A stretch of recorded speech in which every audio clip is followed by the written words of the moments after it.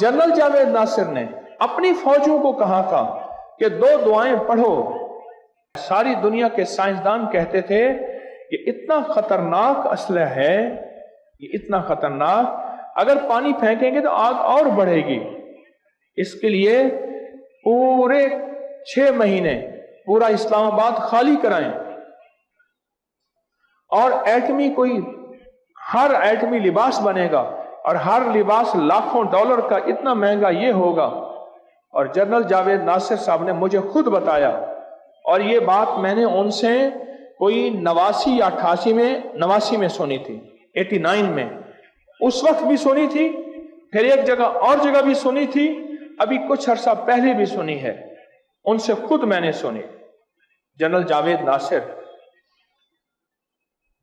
हमारी मुल्क के एजेंसियों के सरबराह थे, वो मुल्क के बड़े माहियानाज। मैं 2 दुआएं पढ़ो, अल्लाहुम्मा इन्ना नजअलुका फी नुहुरिहिम व नऊज़ु बिका मिन शुरूरिहिम, अल्लाहुम्मा अस्तर औरातिना व आमिन रवातिना। ये दुआओं को लगाया, फौजियों को इस दुआओं पे लगाया।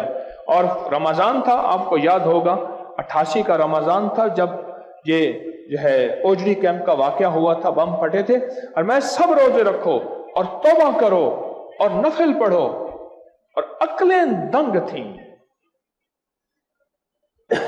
मुझे उस दौर के मीडिया की रिकॉर्ड मेरे पास पड़ा है, वरना अभी भी आप निकाल सकते हैं, 88 कोई सदियां नहीं हुई। कितने दुनिया के साइंसदान इस करिश्मे को देख के मुसलमान हुए थे। इस वीडियो को लाइक और शेयर करें। अबकरी यूट्यूब चैनल को जरूर सब्सक्राइब करें और बेल आइकन पर क्लिक करना न भूलें, ताकि चैनल पर आने वाली हर वीडियो आपको फौरन मिल सके।